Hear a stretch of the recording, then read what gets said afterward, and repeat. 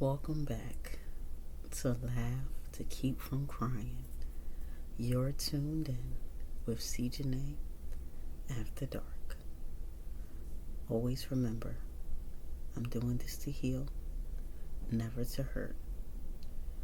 Before we dive into this episode, I just want to pause and let you know this one is bittersweet. We've made it to the season finale, and honestly, I can't thank you enough. You've been walking with me through a journey that has been harder than most people know. For some, this might just be entertainment. For others, maybe you really wanted to hear my story. But for me, this is about healing. And opening up old wounds isn't easy. I'll let you in on a little secret. When I first started recording, I was having the worst dreams. I could barely sleep. Crazy things happen when you open up the past. But I'm doing it because I want to move forward. So thank you for rocking with me. Now, let's get into it. Last time, we talked about what it was like being a teenage mom with a newborn, trying to make money, trying to survive. And we left off with one bad day at work that changed everything.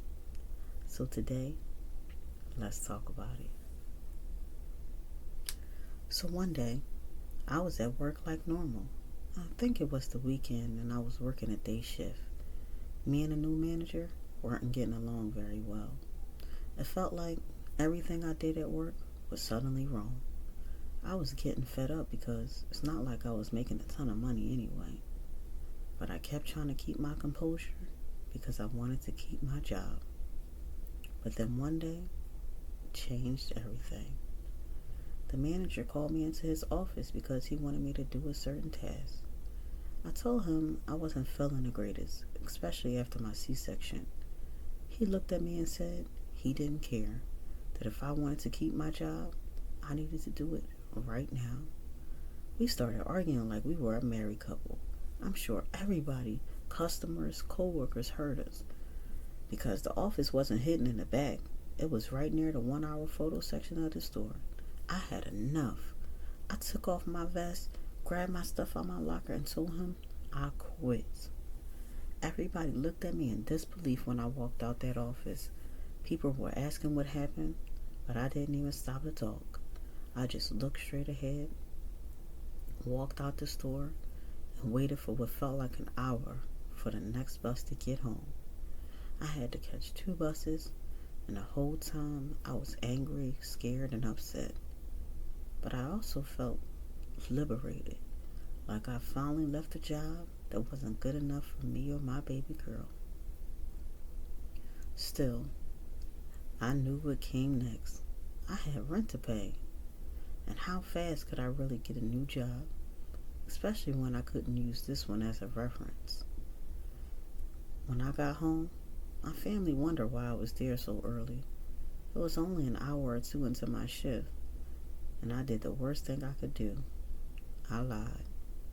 I told them hours got cut, and they sent me home early. I thought that lie would buy me some time to figure things out. But as the days went on, my family kept asking why I wasn't going to work. I just kept making up excuse after excuse. Finally, rent was due. My aunt asked me for her money, and I admitted I didn't have it. She was confused, so I doubled down on my lie. Told her they'd been cutting my hours. She said she'd take whatever I had, but the truth was, I didn't have anything. That last little check I got, I blew it on takeout or maybe something the baby needed. I was too scared to ask my mom for help. If I called and told her I quit my job, I knew she'd call my aunt, call my grandma, and expose my lies. So I stayed quiet. But that silence caused even more friction. Every couple of days, my aunt asked me about work, asked me about rent. I even offered her the little bit of food stamps I had, but she wasn't trying to hear it. Then one day, she came home and wanted to talk. She gave me one last chance to tell the truth. I still lied. And then she told me flat out she already knew I quit my job weeks ago. She gave me a deadline: either pay rent or get out of her house. I couldn't believe it. My aunt, the person I was living with, was about to put me and my baby girl out.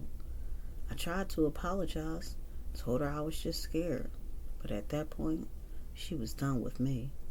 I had lied to her face too many times. She was ready for me to go. So what did I do? Instead of humbling myself, I told her, fine, if you want me out, I'll go. Problem was, I had nowhere to go. The next few days were tense. She barely spoke to me. I thought maybe it was just family drama and she'd eventually forgive me. But no, she was serious. She even started bringing boxes home and told me I needed to get out by a certain date. I panicked. I started calling around, trying to figure out where I can go with my baby girl. First person I called was my dad. Even though me and my stepmom hadn't gotten along for years, I figured by now, me being 18 with a baby, he wouldn't turn me away. But he did. He said he had my brother's space was tight and he just wasn't dealing with it. I hung up the phone and cried. But I didn't have time to stay emotional. I called my goddad next. He had a 3-bedroom house all to himself. No kids, and he always treated me like I was his own. I just knew he would say yes. But when I asked, he told me no. Said he wanted to live like a bachelor and didn't want the responsibility. I couldn't believe it. Everybody who said they loved me, nobody was willing to help me. I didn't even bother calling my mom. Things were messy with her and my stepdad, and I didn't want to add to it. So I tried my girlfriends, asking if I could couch surf. But how long could that really last? Time passed. My aunt gave me about 30 days to move. I packed my stuff with no plan. She agreed to let me leave the big things in her house, but me and my baby had to go. After the eviction, life was a blur. We bounced around, staying wherever we could, with no real plan. Around this time, me and Mr. Math Class, the one I've been talking to on and off since 11th grade, finally decided to make it official. Even though we've been taking things slow after everything I've been through, I felt like he was a good dude and I wanted to give the relationship a chance. Some nights, he let me and the baby stay over, but it couldn't be permanent. His family was kind. They didn't mind me being there, but they already had 2 girls of their own, a newborn baby, and not much space. It just wasn't realistic for me and my daughter to live there full time. So I was only able to stay for short stretches before I had to figure something else out again. Other times, I was literally walking the streets at night with my baby girl in a stroller. No money, no phone, no food. I remember one night feeding her a bag of chips and a 50-cent hug because it was all I had. And for anybody wondering, didn't she say she had food stamps? Yeah, I did. But because I wasn't at home, I didn't have any of the paperwork, no phone, no way to get my mail, or even handle the renewal process. So everything got cut off. All my benefits were gone, just like that. I had no plan, no money, no clue. Just me and my baby girl out in the open. And that's where I'll leave it, because what happened next was even crazier. Sharing this series has been powerful, but it has also been heavy at times. Telling these stories take a lot out of me, and I've realized I need to take a step back and give myself some space to breathe and process. This isn't goodbye, just a pause. I won't be gone too long, and when I return, I'll be ready to keep walking through this journey with you. But don't be sad. I've got some exclusive content in store for you while I'm away, including a behind-the-scenes conversation so you get to know the person behind the series a little better.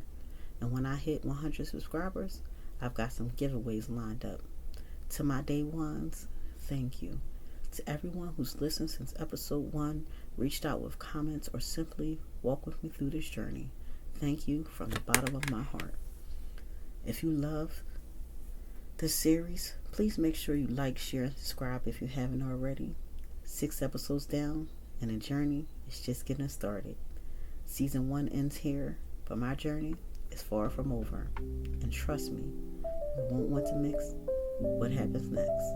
Until next time, I'll catch you in the next episode.